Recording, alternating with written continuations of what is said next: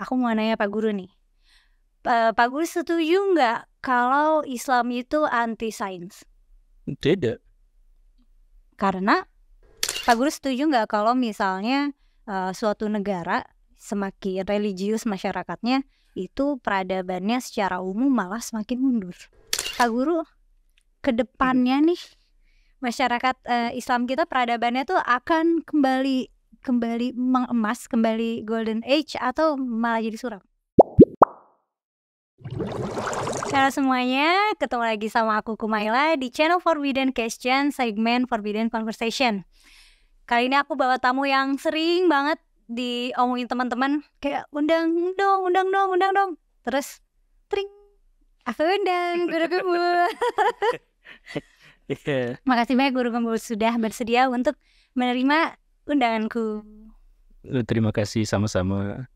Baru kemarin ngundangnya ya. Iya, terus ayo besok gas. Gas? Gas Enggak, Pak Guru mau ada yang mau disampaikan dulu nggak, mau kenalin diri? Tapi kayaknya audiens aku pada kenal Pak Guru semua sih. Iya, audiens saya juga kenal sama Teteh. Masa nggak mungkin? Ini tidak mungkin. Enggak ya. Jadi teman-teman, kalau misalnya ada yang belum familiar sama Pak Guru, ada channelnya namanya Guru Gembul. Dan ternyata aku baru ngecek, itu Guru Gembul tuh beneran di KTP Guru Gembul, nggak bohong.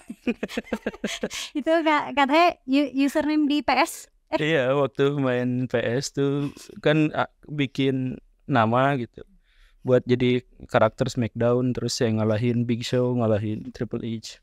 Ngalahinnya Guru Gembul gitu guys. Tadinya aku kira di KTP beneran Guru Gembul karena nggak ada yang tahu namanya. Tapi sebenarnya yang sekarang mau aku tanyain adalah pertanyaan penting nggak sih? Penting. Misalnya, aku mau nanya Pak Guru nih. Pak Guru setuju nggak kalau Islam itu anti sains? Tidak.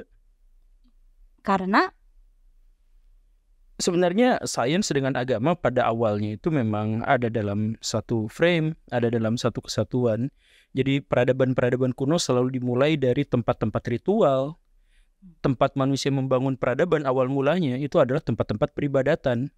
Bahkan ketika manusia belum bisa baca tulis, temuan-temuan arkeologis menunjukkan bahwa mereka bikin dolmen, sarkofagus, punden berundak, yang semuanya adalah untuk acara-acara ritual.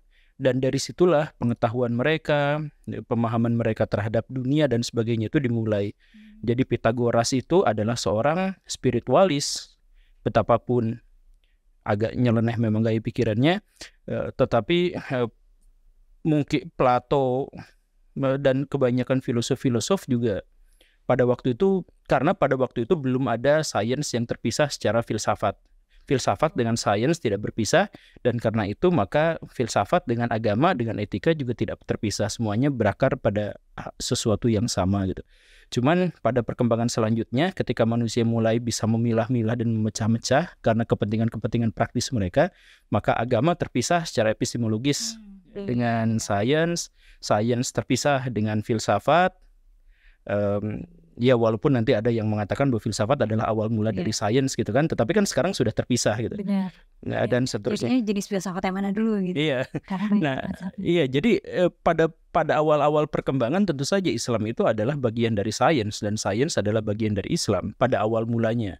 Atau ketika misalkan pada akhirnya ada pernyataan bahwa Islam anti sains, atau misalkan Kristen anti sains, atau agama yang lain anti sains, itu adalah perkembangan belakangan ketika manusia sudah mulai ingin memisahkan karena kepentingan-kepentingan praktis dan teknis. Berarti aman nggak kalau misalnya kita nyimpulin Islam itu sejalan sama sains? Aman dalam konteks nggak akan dikejar-kejar sama... Bukan, nggak jump to conclusion gitu. Maksudnya itu konklusi yang memang konklusif. Nggak, jadi pertanyaannya adalah apakah aman nggak kalau Islam berarti selaras dengan sains? Maksudnya aman mungkin kayak tepat nggak gitu? Akurat nggak? Kebanyakan agama yang kita pahami itu kan adalah agama hasil konstruksi masyarakat. Dan karena itu maka masyarakat itu menginterpretasikan agama itu sesuai dengan kebutuhan mereka setiap hari. Jadi misal ini yang dekat aja, yang dekat. Orang-orang Kristen sekarang misalkan ingin memisah nama Yesus dengan Isa dan akhirnya ke Kementerian Agama. Dulu mereka bersatu dan biasa-biasa aja karena mereka menginterpretasi. Jadi interpretasi zaman dulu dengan interpretasi zaman sekarang itu lain. Jadi orang Indonesia tahun 80-an, tahun 90-an ketika ada teman-teman yang Kristen ulang tahun atau ada yang merayakan Natal, mereka terbiasa untuk mengucapkan selamat Natal dan seterusnya. Sekarang muncul fatwa di mana-mana, jadi yang bikin parsel apa segala rupa juga di-drop. Nah, itu kan interpretasi yang sangat berbeda. Jadi kalau misalkan ditanyain apakah Islam itu aman kalau disebut sesuai dengan sains, Islam dalam interpretasi yang mana? Agama bisa kita anggap sebagai sesuatu yang mutlak atau absolut, tetapi pada faktanya adalah bahwa agama yang kita anut itu adalah agama interpretasi hasil dari kebudayaan masyarakat. Jadi kita nggak bisa dibilang. Ya, jadi makanya agama yang sesuai dengan sains dan rasionalisme itu agama Islam yang mana gitu, hasil interpretasi zaman di mana gitu.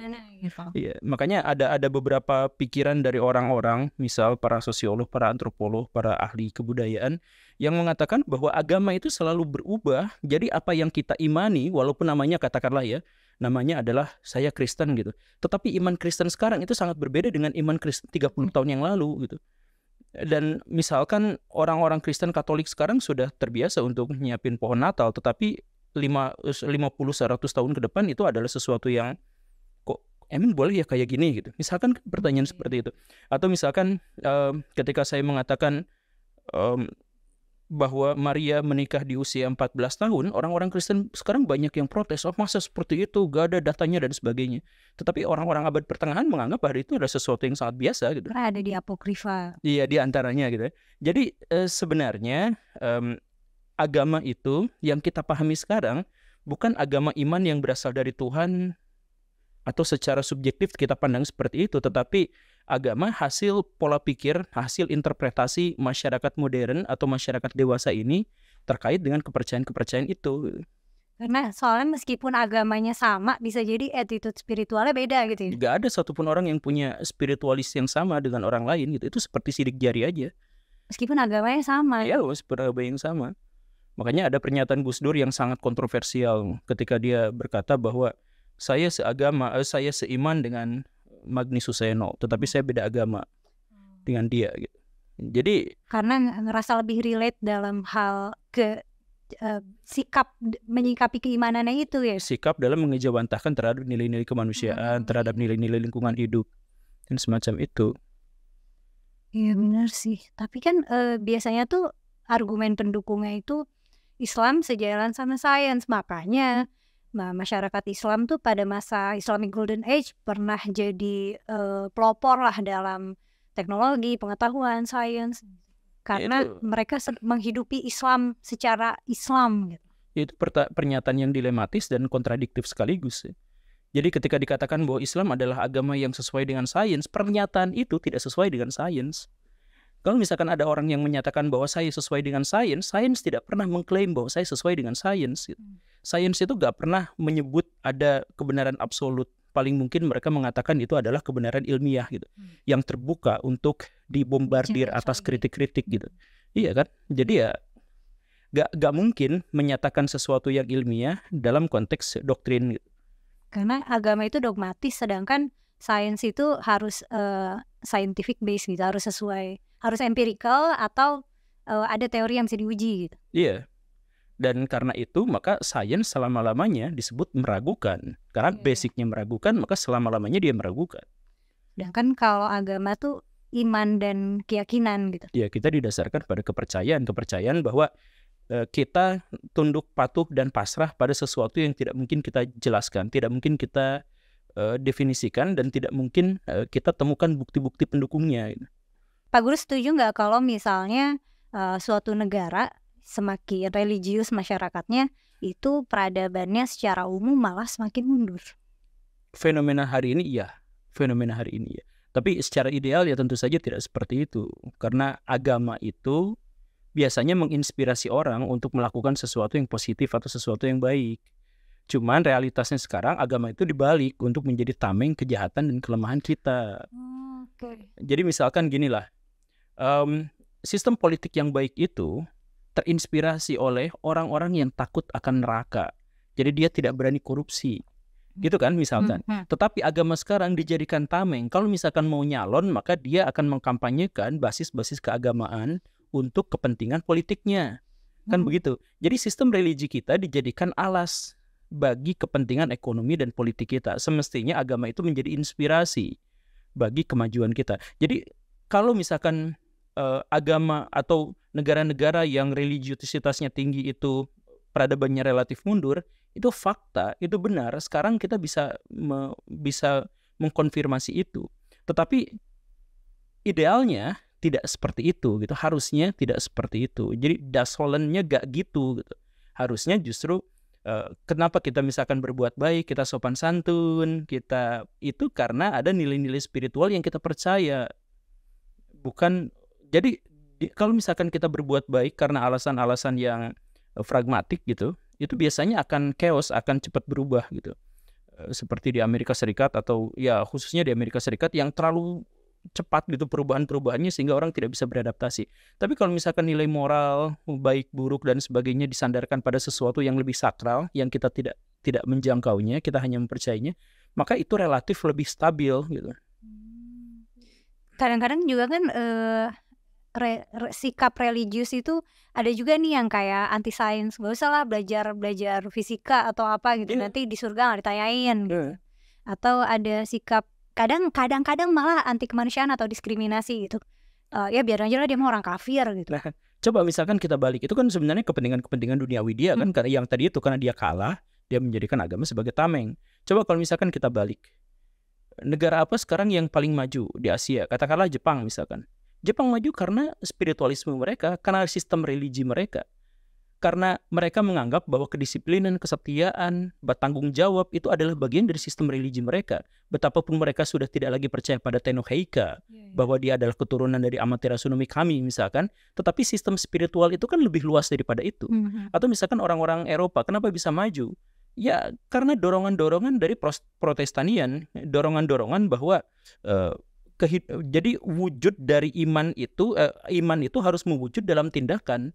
Jadi kalau misalkan kita kaya, kita tajir, kemudian kita memberikan sumbangsi kepada peradaban dan masyarakat, itu adalah bagian dari agama. Itu kan yang digarisbawahi oleh Weber itu kan. Ya, berarti artinya apa? Eropa maju justru karena agama, Jepang maju justru karena agama, bukan karena sebaliknya.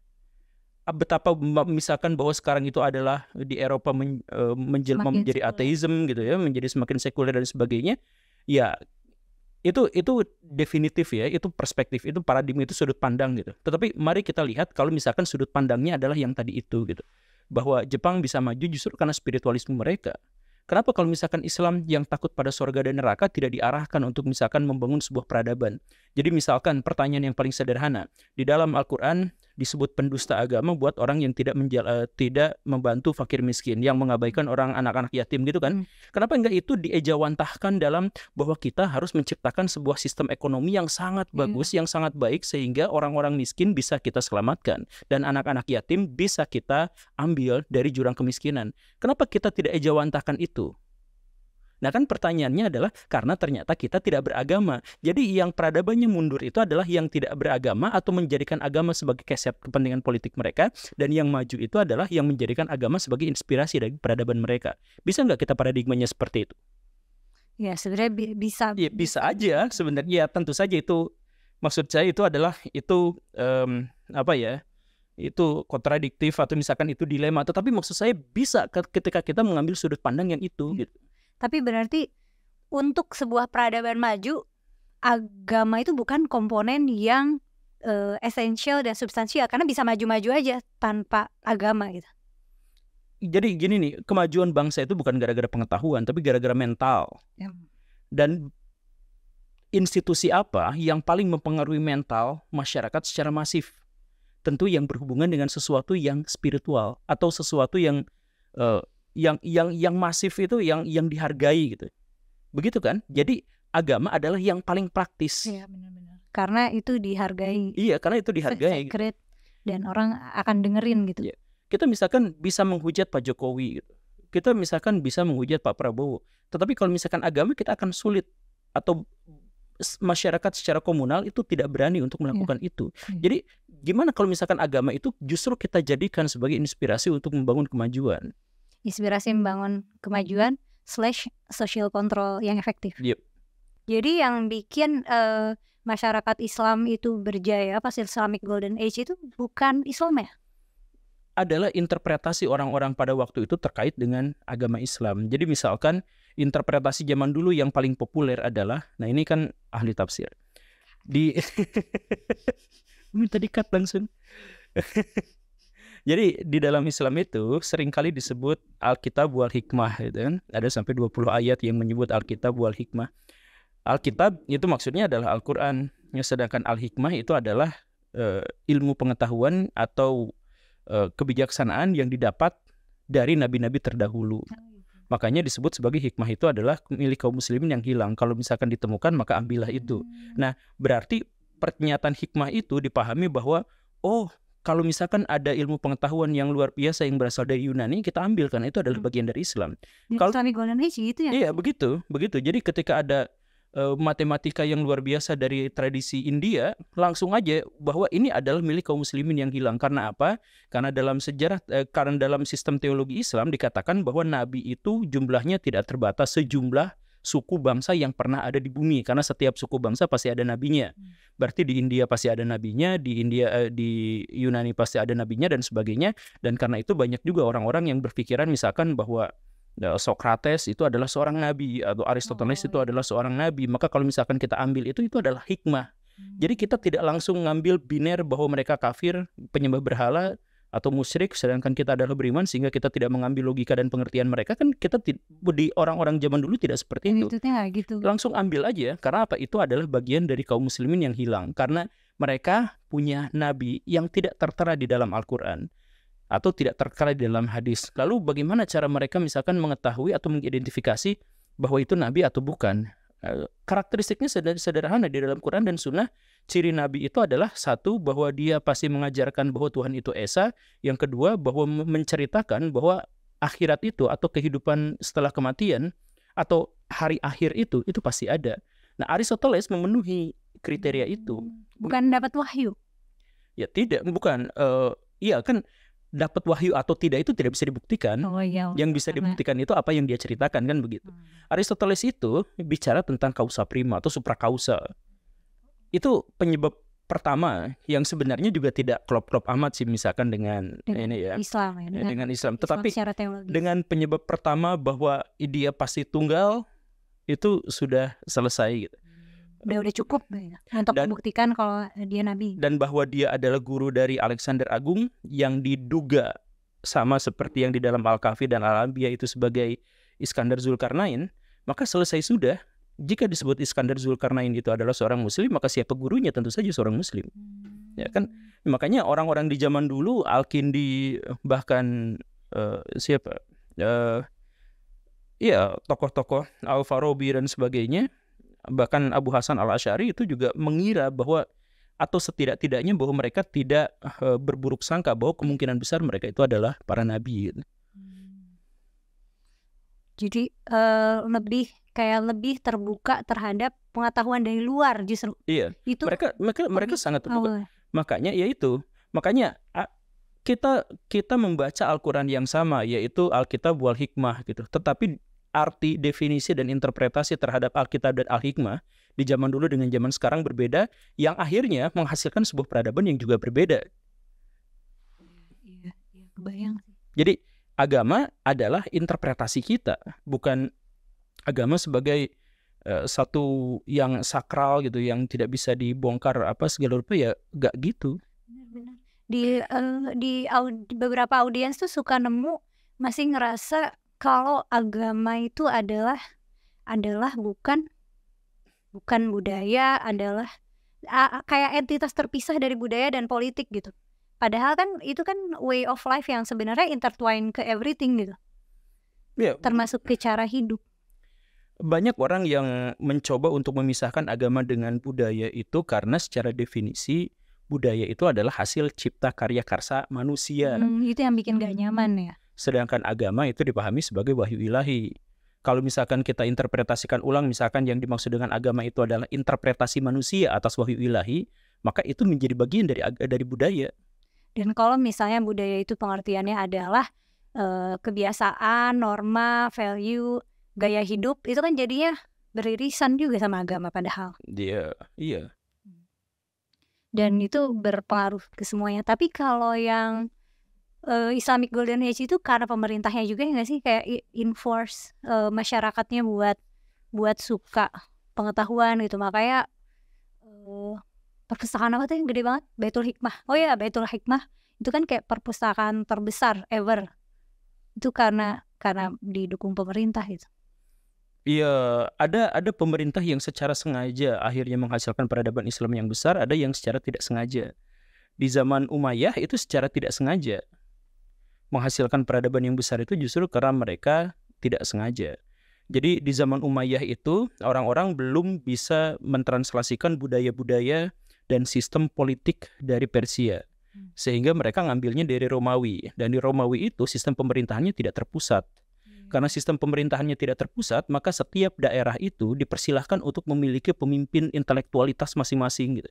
Jadi di Mesir ada Laits misalkan, di Madinah ada Imam Malik, di Kufah ada 2 bahkan atau ada 3 bahkan, ada As-Sauri, ada Abu Hanifah, kemudian ada Ibnu Layl dan lain-lain. Jadi setiap wilayah itu berbeda-beda, makanya menghasilkan peradaban masing-masing, bersaing satu sama lain sehingga menjadi besar gitu. Jadi setiap daerah ada 10 provinsi pada waktu itu, semuanya menghasilkan ulama-ulama besar. Nah, itu karena tidak sengaja, karena si pemerintahnya berorientasi pada gaya Romawi yang otonomi daerah, katakanlah seperti itu ya. Otonomi daerah, maka menghasilkan. Tapi setelah di zaman Abbasiyah, khususnya setelah Al-Mansur membaca Risalah Sahabat itu, yang dari Ibnu Muqaffa, itu kebalik. Jadi dalam bukunya Ibnu Muqaffa, kamu tuh harus ngikut pada tradisi Persia di mana segala sesuatu itu harus tersentralisasi. Jadi kalau misalkan ada raja, dia harus ada bersama otoritas ilahiyah, yaitu ulama. Dia harus ada bersama otoritas militer. Nanti dan lain sebagainya, maka akan memunculkan di bawah khalifah itu ada 3, ada syarif, ada wazir, ada syarif, kemudian ada Qodi Al-Qudhat, yang pada akhirnya nanti yang terkenal itu dipegang sama siapa? Abu Yusuf, muridnya Abu Hanifah. Nah, di situ itu kebalik. Jadi setiap orang di seluruh wilayah kekuasaan Islam itu harus megang satu mazhab. Nah, mazhab yang menang untungnya itu pada waktu itu adalah mazhab Abu Hanifah. Mazhab yang menang itu yang dipakai oleh pemerintah.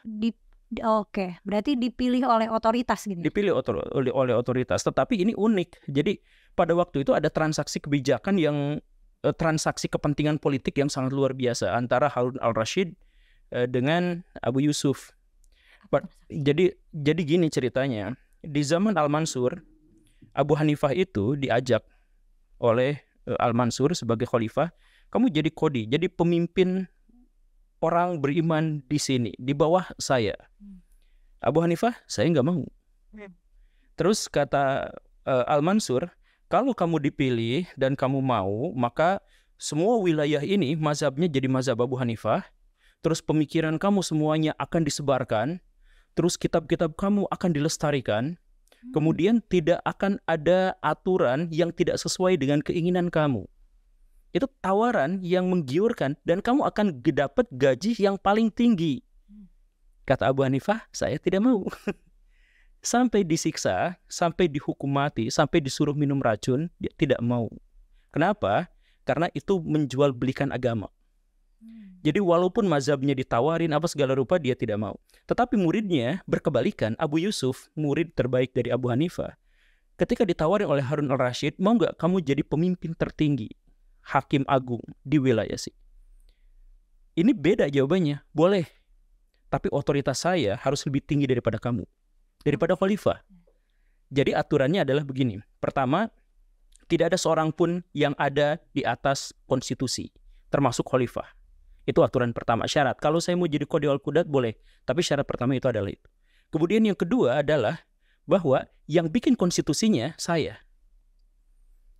Kemudian yang ketiga, hakim-hakim di seluruh wilayah kekuasaan Abbasiyah itu harus saya yang pilih.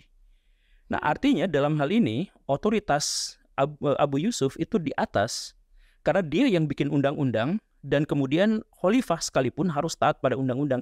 Tapi dalam konteks ini artinya dunia Islam telah pindah dari despotis ke arah yang lebih konstitusional. Ya betapapun masih monarki, tapi monarki konstitusional karena ada di bawah otoritas hakim atau hakim agung itu.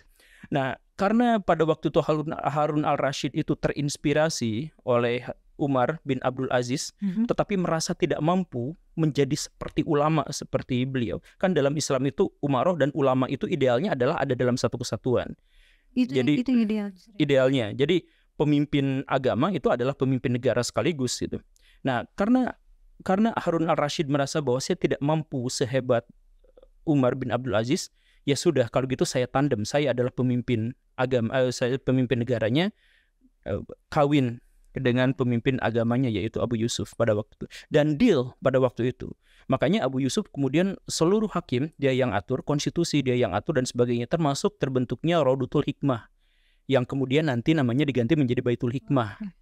Nah, terjemahan terhadap Yunani dan lain sebagainya itu di bawah naungan Qadi Al-Qudhat dari Abu Yusuf. Jadi penerjemah seperti Al-Kindi atau misalkan nanti Huzail Al-Alaf atau misalkan nanti An-Nazam Durrul Al-Alaf, itu semuanya adalah mazhab Abu Hanifah, mazhab di bawah naungan Abu Yusuf itu. Nah, jadi dalam konteks ini kita bisa bedakan bahwa di masa Umayyah itu tidak sengaja, peradaban Islam majunya itu tidak sengaja, kalau yang ingin disengaja. Berarti kayak sebenarnya kayak tergantung siapa yang berkuasa dan bisa jadi Qadi juga in charge sama keputusan ekonomi ya sih. Karena kan perpustakaan itu dulu mewah karena kertas itu mahal banget gitu. Kertas itu komoditi yang mahal. Itu Qadinya juga punya kewenangan sama kalau ekonomi. Soal kertas itu sebelum Harun al-Rashid, pamannya al-Rashid, Al-Hadi. Kakaknya Al-Rashid, Al-Hadi. Nah, di zaman Al-Hadi itu penerjemahan mulai terjadi karena melanjutkan tradisi diskusi pada waktu itu. Jadi di zaman Umayyah itu ada sesuatu yang kita tidak akan nemukan di dunia Islam manapun sekarang, yaitu bahwa seorang khalifah itu ngajak orang Hindu, orang Buddha, orang Kristen, orang apa untuk diskusi bulanan, diskusi 2 mingguan. Setiap hari Jumat, orang dari pemuka agama apa, diskusi, ditonton rame-rame sama orang. Itu menyenangkan banget kalau misalnya ada tradisi itu di zaman sekarang ya nggak sih? Iya, menyenangkan dan bahkan itu sebenarnya tradisi dari Khulafaur Rasyidin sudah ada yang semacam itu, walaupun tidak megah gitu. Kenapa tidak terlestarikan ya? Ya, karena pada akhirnya jadi dunia Islam itu mengalami satu dilema besar karena bagaimana cara mereka memisah antara wahyu-wahyu ilahiyah atau ide-ide yang transenden dengan budaya Arab. Budaya Arab dengan Islam itu kebalikan. Jadi misalkan tradisi Islam fokusnya itu adalah pada baca dan nulis, sedangkan tradisi Arab menghafal. Ini kan berkebalikan misalkan ya dalam hal ini. Atau misalkan tradisi Islam itu yang tadi itu bahwa budaya dari manapun ya kita terima aja, gak jadi masalah selama itu tidak bertentangan dengan nilai-nilai agama. Sedangkan tradisi Arab itu etnosentrisme kuat luar biasa. Bahkan di era Abdul Malik misalkan bin Marwan itu orang non muslim yang masuk Islam itu gak boleh, karena tafsiran dia pada waktu itu Abdul Malik itu ulama. Ya walaupun ulama yang generasi awal gitu ya. Dia itu menafsirkan bahwa Islam itu ya hanya untuk Arab. Jadi non-Islam tidak boleh masuk Islam. Yang orang Persia gitu tidak boleh masuk Islam. Tapi mungkin juga gak sih karena di Arab tuh emang menulis dan membaca tuh belum dibudayakan karena medianya juga susah. Karena kan orang yang nulis tuh masih pakai kulit dan tulang. Sedangkan kalau misalnya udah di abad ke 11, 12, 13 itu mulai ada kertas gitu. Jadi mulai terbudayakan. Enggak, justru Arab itu adalah salah satu bangsa yang menulis paling duluan. Taunya dari mana? Dari nulisnya dari kanan ke kiri. Kenapa Makanya kalau dia- nulis dari kanan ke kiri tuh kenapa coba? Nggak tahu. Kenapa pakai pahat? Oh, oke. Karena Jadi kalau tulisnya pakai tangan kanan. iya juga gini kan, sebenarnya. gini. Oke. Jadi ini kan. Nah kalau Latin itu ketika mereka sudah menemukan Udah pakai pena, tangan kanan, makanya ke kiri. iya. Nah jadi tradisi Arab itu kan ngambilnya dari Mesopotamia kuno, dan Mesopotamia kuno itu adalah salah satu kebudayaan tertua yang bisa menulis, dan mereka memahat. Jadi tabut perjanjian misalkan yang Musa itu kan dipahat. Nah karena dipahat tuh jadi dari kanan ke kiri gitu. Nah, jadi tradisi Arab itu sebenarnya yang paling awal atau salah satu yang paling duluan untuk bisa baca tulis sebenarnya. Cuman ya itu karena yang paling mendasarnya itu adalah karena mereka itu hidup di wilayah yang sangat tandus. Jadi karena hidup di wilayah yang sangat tandus, maka mereka itu dan isolated juga nggak sih? Iya, dan Susah terisolasi. disamperin. Betul, susah banget disamperin. Dan karena itu maka mereka harus hidup dengan rebutan sumber daya yang sangat terbatas. Karena hidup dalam rebutan sumber daya yang terbatas, maka hanya kabilahnya saja yang paling mungkin bisa mereka percayai. Iya, Dan karena itu etnosentrisnya kuat sekali gitu. Kabilah-kabilahnya tuh kuat sekali gitu. Itu alasannya akhirnya mereka terbiasa untuk berpecah belah. Jadi beda sedikit mereka akan pecah belah. Sama seperti banyak muslim zaman sekarang, agamanya sama, budayanya apa, semuanya sama, beda itu membolehkan demo, saya tidak membolehkan demo, ya udah nggak boleh. Bedanya dikit doang gitu. Tapi itu yang di boldnya, di garis bawahi. Ada ustadz yang ceramah misalkan, jangan dengerin Ustadz Adi Hidayat kalau ngomong. Kenapa? Karena dia membolehkan bioskop. Dari sekian fatwa yang sama, satu yang di bold yang membedakan, dan itu yang akhirnya jangan sampai belajar sama dia gitu. Jadi karena Timur Tengah itu latarnya adalah latar gurun pasir yang setiap orang tidak mungkin bisa percaya kecuali pada kabilahnya sendiri. Nah itu kita bahasa. Ini kita bicara religi tapi sebenarnya kan bukan religi ya. Tapi itu konteks yang penting dalam kita memahami awal ajaran Islam tersebar ini sih. Iya itu. Iya memang awalnya seperti itu. Makanya orang-orang sampai sekarang itu banyak yang tidak bisa memahami bagian manakah ini yang sesungguhnya adalah nilai-nilai ilahiyah, dan bagian mana yang sebenarnya ini adalah tradisi Arab jahiliyah misalkan yang seperti itu, kan banyak yang tidak memahaminya.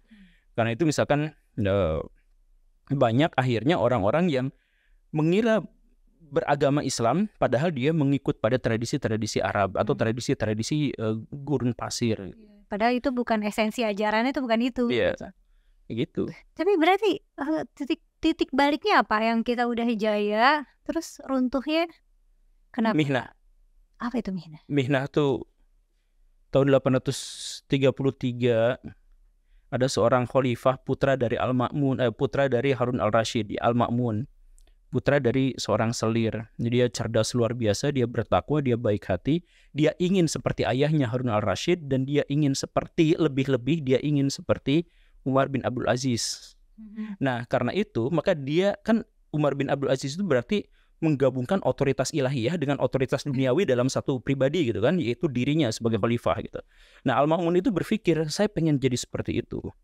Nah pada waktu itu karena dia adalah dibesarkan dari lingkungan mazhab Hanafi yang tadi itu, karena memang ayahnya kontrak dengan Hanafi, dan karena itu maka Hanafiyah itu relatif dekat dengan Mu'tazilah yang sama-sama berpikir secara lebih rasional dan independen gitu.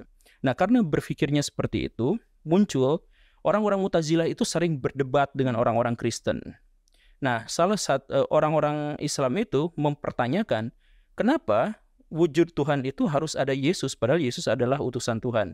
Nah orang Kristen itu langsung biasanya ngutip ayat Al-Quran bahwa Yesus itu kalamullah, kalamnya Allah. Dan karena dia kalam Allah, maka dia abadi. Kan kalam kata-kata Allah ya pasti abadi gitu kan. Nah, Mu'tazilah berpikir sebaliknya, kalam Allah itu tidak abadi. Jadi Allah sebagai esensi, sebagai substansi itu berbeda dengan atribut-atributnya. Nah, berarti Allah sebagai berbicara, Allah sebagai melihat dan sebagainya itu terpisah dari esensi Tuhan. Nah, karena itu maka Mu'tazilah itu mengatakan bahwa semua sifat dari Allah, semua sifat dan nama-nama itu tidak abadi dan itu bukan bagian dari Tuhan. Tuhan yang aslinya das di ansih gitu ya. Das ding ansih gitu ya. Jadi benar-benar tidak, benar-benar transenden gitu. Nah, akhirnya apa? Terjadi perdebatan sampai memunculkan Al-Quran itu makhluk atau bukan. Kan Al-Quran itu kalam Allah atau bukan gitu kan. Nah, makhluk atau bukan, sampai pada bunuh-bunuhan, pada penjara. iya, kata Al-Ma'mun, siapapun yang mengatakan bahwa Al-Quran itu adalah bukan makhluk, berarti dia mengatakan bahwa Al-Quran itu adalah Tuhan. Karena itu memang biner, kalau bukan makhluk ya pasti Tuhan, kalau bukan Tuhan, jadi kalau bukan kholik, ya kalau bukan kholik ya makhluk gitu kan. Kalau tidak pencipta ya dia diciptakan gitu. Emang ada sesuatu yang lain selain pencipta yang diciptakan gitu kan? Nggak ada. Nah, kalau misalkan ada orang yang mengatakan bahwa Al-Quran itu adalah bukan makhluk, maka dia pasti kholik, maka dia telah musyrik karena menyebut bahwa Al-Quran itu adalah Tuhan. Maka siapapun ulama yang mengatakan bahwa Al-Quran itu adalah makhluk atau Al-Quran itu bukan makhluk, maka penjarakan, gebukin sampai dia taubat. Di zaman Al-Ma'mun itu gak digebukin banget sih, ya cuman dipenjara aja. Salah satunya adalah Ahmad bin Hambal. Ahmad bin Hambal itu tidak peduli dengan dialektika, tidak peduli dengan diskursus yang terjadi antara, dia hanya bilang bahwa segala sesuatu terkait dengan urusan Tuhan diserahkan kepada otoritas kitab suci itu. Jadi kalau misalkan di dalam ada pertanyaan, Al-Quran itu makhluk atau bukan? Dia jawabnya kalamullah. Nah, kalamullah itu makhluk atau bukan? Tidak tahu, karena di dalam Quran tidak ada, di dalam hadis tidak ada. Ya udah, saya berhenti atas diskursus ini. Saya tidak mungkin menjadikan imanensi saya dan transendensi saya tentang Tuhan itu dijadikan sebagai alat atau bahan untuk berdebat, untuk berdiskusi gitu. Kan nggak penting juga siapa yang bisa membuktikan siapa yang benar gitu. Jadi kalau misalkan dibuktikan bahwa Al-Quran ini adalah bukan makhluk, lah terus buktinya apa? Kalau makhluk juga kan nggak ada gitu, kosong doang gitu. Itu ya filsafat kosong itu. Ya kontinental sekarang. Iya, nanti kita ngobrol. Iya kan gitu, kosong doang gitu. Jadi ngapain kita berdebat? Nah, tidak menghasilkan pengetahuan apapun. Iya, tidak bisa menghasilkan pengetahuan apapun. Akhirnya 3 bulan kemudian Al-Ma'mun meninggal, digantikan oleh penggantinya Al-Mutawakil. Nah, Al-Mutawakil itu dulunya jenderal perang. Dia tuh badannya berotot banget, diceritakan luar biasa. Dia bisa deadlift itu sampai 500 kilo.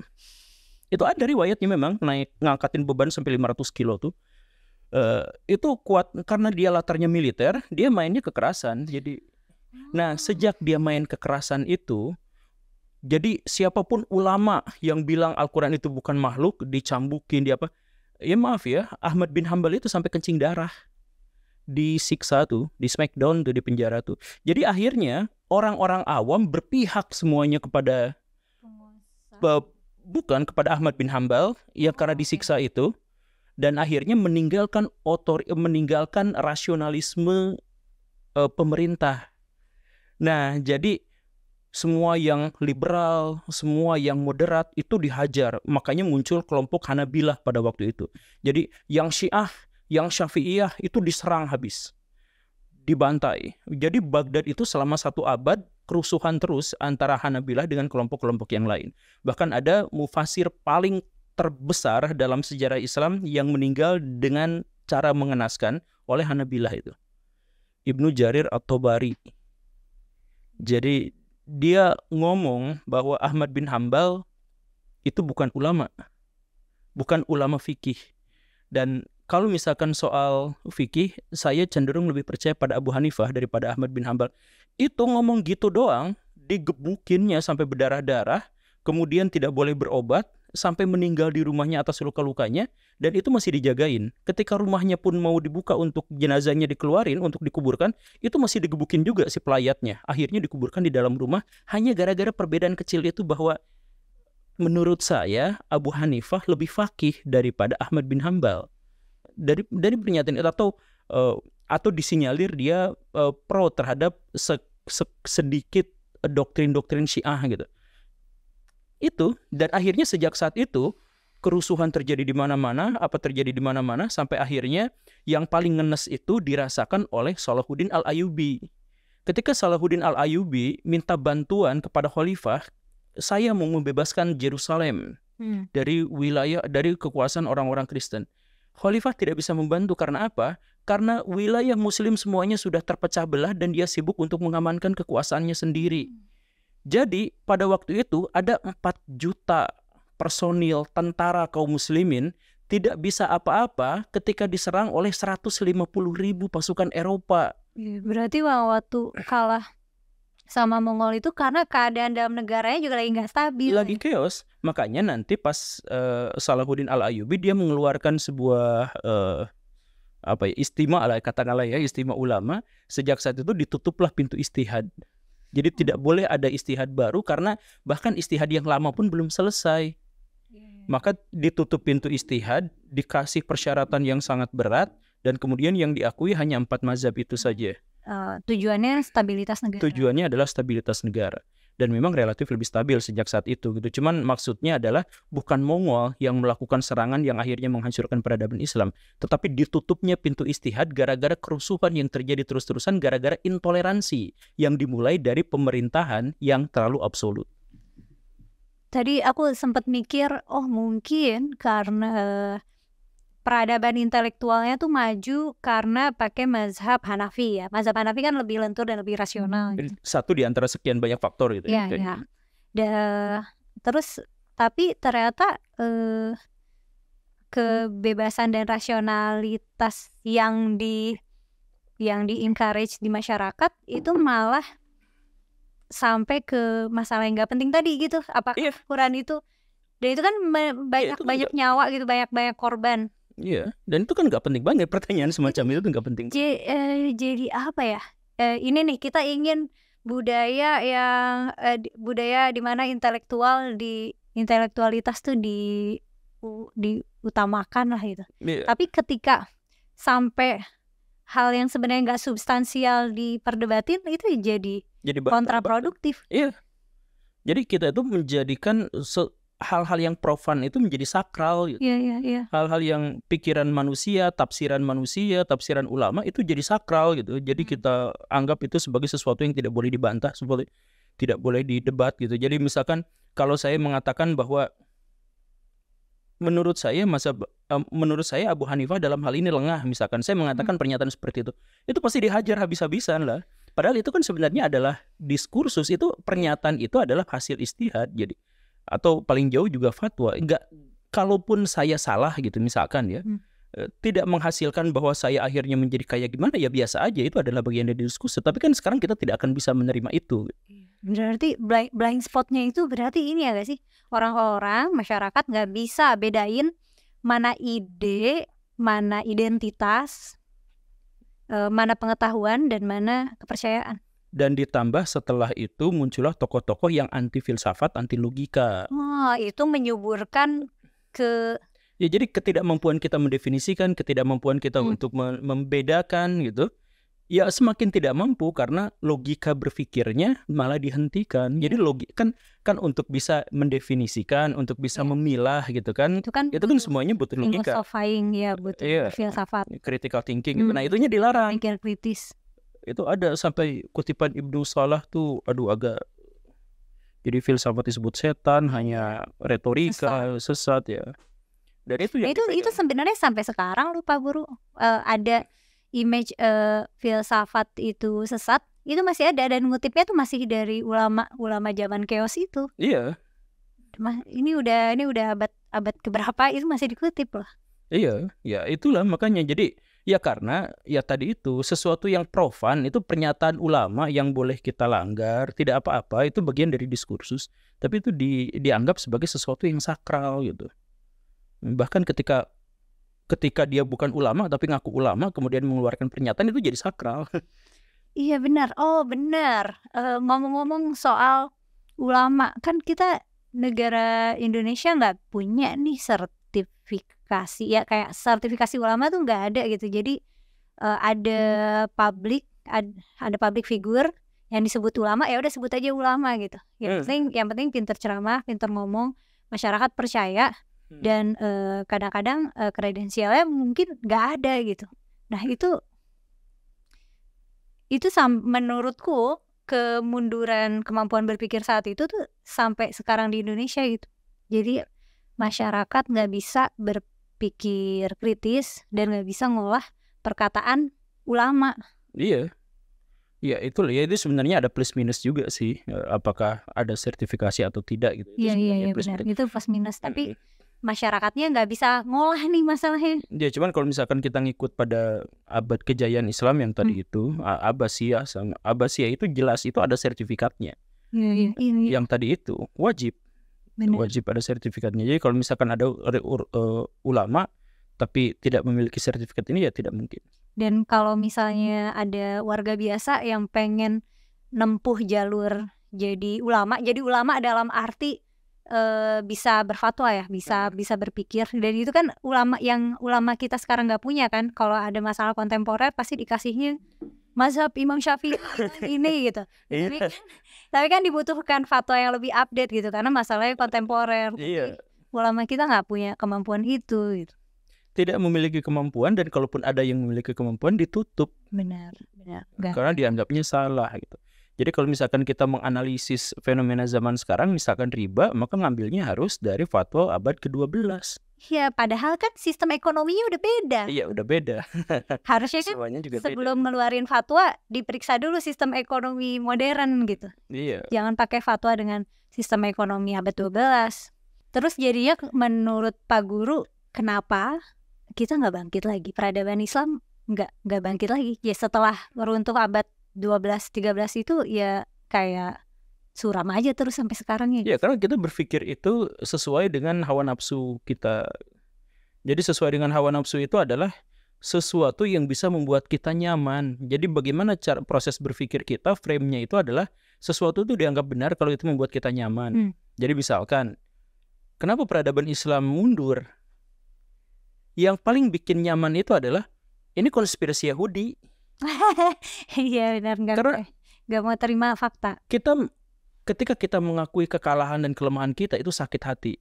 Daripada seperti itu, mendingan kita cari kambing hitam untuk bisa kita salahkan. Jadi kalau kita main bola kalah, kita lebih enak ngomong ini gara-gara wasitnya berpihak pada itu, kan gitu kan. Jadi itu yang sesuai dengan hawa nafsu kita gitu. Akhirnya kita tidak menemukan jawaban atas kenapa peradaban Islam mundur. Kenapa peradaban Islam mundur? Kata siapa mundur? Lihat itu Ibnu Sina. Lihat itu ya yang abad zaman dulu gitu kan. Iya benar. Karena apa? Bukan mereka tidak memiliki logika, tetapi logika mereka dikalahkan oleh perasaan kenyamanan. Jadi mereka tersandra sama dopamin sendiri, bahwa kita memang lebih enak untuk mendapatkan jawaban-jawaban yang bisa membuat kita baring enak tanpa berjuang. Tapi kita mendapatkan jawaban yang menenangkan hati kita. Coba kenapa kalau misalkan jawabannya itu adalah ya udah peradaban kita memang kalah sekarang, terpuruk, maka itu kita harus kejar mereka. Nah, proses mengejar itu capek, gak sesuai dengan hawa nafsu. Jadi daripada kayak gitu ya udah, makanya kata Nabi di akhir zaman itu kita tuh buih di lautan karena kita tuh banyak. Karena kita tuh wahan, karena kita tuh apa ya? Kita takut mati, kita tuh takut menderita, kita tuh takut untuk berjihad gitu. Pengennya ngikut pada generasi terburuk. Generasi terburuk itu adalah generasi yang mengatakan bahwa tahu nggak bapakku tuh gini loh. Itu kan generasi terburuk dalam tradisi Arab tuh. Generasi terburuk itu adalah generasi yang kamu kenapa gitu? Kamu nggak tahu siapa bapak saya. Nah, itu kan generasi terburuk itu, ngandelin orang yang di atas. Nah kita bahkan lebih buruk daripada itu karena ngandelin bukan abad 12. Iya, bukan bapakku gini loh, tapi tahu nggak leluhur saya abad ke lebih jauh lagi. Itu juga kalau lagi ngomongin teknologi, kamu Islam tapi pakai Facebook, tapi pakai mic merek mana nih, pakai kamera merek mana? Itu tuh penemunya angka 0 itu favorisme. Jadi itu Islam juga. Ya itulah, jadi generasi terburuk dalam sejarah itu yang seperti itu, yang ngandelin nama-nama beken orang-orang terdahulu yang diklaim sebagai leluhur, kemudian dijadikan tameng atas kebobrokan dan kesalahan dan kekalahan diri kita sekarang. Kalau misalnya karena terlalu terpaku pada teks dan aspek-aspek yang gaib dalam beragama, itu juga berkontribusi nggak Pak? Terlalu gimana? Terlalu terpaku sama teks agama, misalnya ada apa ya? Apa yuk? Saya hadis apa ya? Apa yuk? Hadis atau di Quran, misalnya ada perdebatan yang sebenarnya remeh, tapi gitu, nggak apa-apa ini nggak ada di Quran gitu. Padahal ada framework yang lebih sederhana, apakah tindakan ini merugikan orang atau enggak, nyakitin orang atau enggak, tapi milih argumennya itu nggak disebut di Quran gitu. atau oh itu nggak ada hadisnya gitu. Jadi kayak cara berpikirnya tuh ngacu sama teks, bukan mengacu ke masalah dan problem solvingnya gitu, dan terlalu berorientasi sama aspek gaib, kayak misalnya jangan kayak gitu nanti malaikat nggak masuk rumah gitu, atau jangan deh takutnya nggak masuk surga, yang gitu-gitu. Fall to heaven. Ya itulah. Jadi tekstual itu kalau dalam rumusan Bloom itu adalah kemampuan kognisi terendah. Ya, menghafal Sesuai teks, tekstual yang semacam itu tuh yang paling rendah. Nah, tetapi karena yang tadi itu, karena kita tidak bisa memahami mana itu budaya Arab dengan mana tradisi Islam, budaya Arab itu menghafal. Bukan baca tulis, bukan menganalisis, tapi ulama disebut ulama kalau apa? Kalau hafalannya paling banyak. Ya gitu kan? Nah, karena itu maka kita itu cenderung pada teks-teks itu gitu. Jadi dalam tradisi tafsir di dunia Islam itu kan ada 3 kan, ada bayan, ada burhan, ada irfan. Atau kalau misalkan yang NU ada satu lagi yang selalu dipakai sama Gus Baha itu. Nah, kalau di antara itu yang bayan itu kan berarti yang bisa, yang sesuai dengan Quran hadis gitu kan, yang bayan itu ya itu yang dipakainya gitu. Yang di peradaban Islam yang maju itu, yang golden age itu yang burhan yang dipakai itu. Terus pas setelah abad Imam Al-Ghazali itu irfan yang dipakai itu. Nah, sekarang kita kembali lagi coba tapi ke yang bayan gitu. Yang sesuai tekstual itu. Gitu. Aku juga ngerasa gitu, malah mundur, dan malah penggunaan akal terhadap interpretasi wahyu itu semakin discourage, semakin nggak bolehin gitu. Makanya logikanya pada akhirnya jadi muter-muter gitu. Iya. Logika muter itu, kenapa kamu percaya? Iya betul. Kenapa kamu percaya Tuhan? Karena di dalam Al-Quran. Kenapa kamu percaya Al-Quran? Karena ini diturunkan sama Tuhan. Lah, gimana ini? Iya, jadi nggak punya kemampuan untuk higher thinking order tadi ya. High order thinking ya. High order thinking skills. Soalnya sama-sama guru ini. Oh iya. Guru juga ya? Iya kan guru dulunya. Saya guru bukan. Tapi guru nggak gembul. Cuma bisa di ngafal, karena untuk memahami itu susah, untuk understand susah, apalagi create. Dan kayaknya yang create ini yang paling nggak ada. Nah, level kognisi terendah itu justru malah dibenarkan, dijustifikasi. Jadi yang di luar itu berarti sesat atau apa gitu kan. Jadi ulama-ulama kita sesungguhnya menjadi ulama yang tidak terang benderang, karena level terendah dari kognisi itu malah dijadikan sebagai yang level tertinggi. Padahal kalau misalkan, padahal di zaman dulu tuh Imam Malik tuh udah pernah mengeluarkan statement. Imam Malik itu mengatakan bahwa yang menjadikan seseorang itu berilmu bukan banyaknya hafalan, tetapi cahaya dalam hati.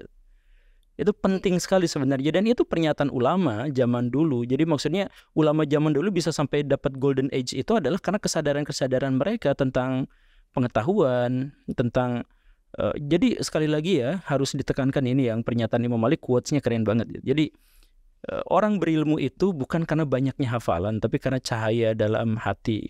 Dan ini muncul karena Imam Malik pada waktu itu tuh dikritik. Karena dia tuh ulama paling pelit fatwa. Gak kayak sekarang setiap ada pertanyaan langsung dijawab sama ulamanya kan. Imam Malik itu dari 50 pertanyaan yang dijawab cuma 2, sisanya jawabannya saya tidak tahu. Kamu tuh gak ulama tapi kalau saya tidak tahu terus. Ya untuk bisa meyakinkan saya bisa menjawab itu, saya harus yakin bahwa saya tahu gitu. Nah kalau misalkan, jadi akhirnya jawabannya adalah dia dijadikan ulama itu justru ketika dia banyak mengatakan saya tidak tahu gitu. Jadi bukan hafalannya yang diandalkan, tetapi kesadaran dia terhadap ilmu pengetahuan. Itu kan sebenarnya kan scientific attitude juga. Iya itu betul. Jadi Imam Syafi'i sampai geleng-geleng, ini ulama macam apa ini? Yang waktu pas awal-awal belajar gitu ya. Karena memang kebanyakan jawabannya itu adalah tidak tahu. Bahkan ada satu riwayat yang menjengkelkan sekali. Jadi ada seorang muslim dari Yaman datang ke Madinah, perjalanan berapa, 1 bulan mungkin perjalanan. Saya mau bertanya tentang begini. Malik menjawab saya tidak tahu. Tolonglah. Saya traveling jauh-jauh. tolonglah, saya datang dari kaum saya bahwa amanah ini untuk dijawab. Ya, tolong amanahkan jawaban saya kepada Anda bahwa saya tidak tahu jawabannya. Gitu. Kan kesel, tapi ya itu puncak dari ilmu pengetahuan itu kan. Jadi ketika dia sadar bahwa pengetahuannya itu terbatas.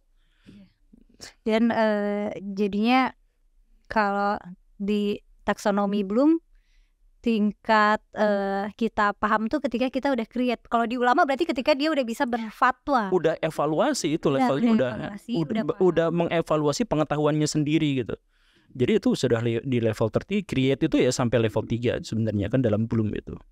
Ya, ini sampai level yang terakhir bahwa dia melihat itu dari mata elang gitu. Dia melihat secara holistik gitu, secara keseluruhan. Dia bisa mengevaluasi diri gitu. Dan ulama kita, ulama modern, karena dia hafal nih banyak hadis, banyak qaul ulama, jadi ketika dihadapkan masalah masih pakai level 1, level hafalan. Oh, di kitab ini kata Syafi'i ini gitu. Iya. Berarti prediksi Pak Guru ke depannya nih masyarakat Islam kita, peradabannya tuh akan kembali mengemas, kembali golden age, atau malah jadi suram? Kita akan maju terus sampai titik terendah kesuraman, suram banget. Terendah kesuraman. Iya, sampai akhirnya nanti di situ pecah revolusi atau reformasi atau semacam itulah yang akhirnya akan memajukan kembali golden age kembali. Iya. Pecah itu apakah kok ganti pemerintah atau enggak? Targetnya saya yang memecah itu. Makanya kalau misalnya belum subscribe, gue harus subscribe. Tapi sebenarnya pesimis atau optimis sih? Kayak overall peradaban Islam. Kalau Pak Guru itu pesimis atau optimis? Optimisme pribadi saya itu didasarkan pada pesimisme terhadap realitas. Jadi saya sering mengatakan bahwa Indonesia ini, katakanlah begini ya, Indonesia itu krisis, Indonesia itu bobrok, intelektualitasnya rendah, hasil-hasil budayanya rendah, hasil-hasil peradabannya rendah, tidak menghasilkan jurnal ilmiah yang memadai. Suram banget.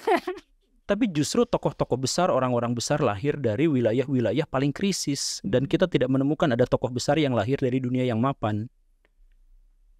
Jadi disinilah habitat paling besar, paling mendukung, ekosistem paling mendukung untuk munculnya tokoh-tokoh pembaharu di masa depan.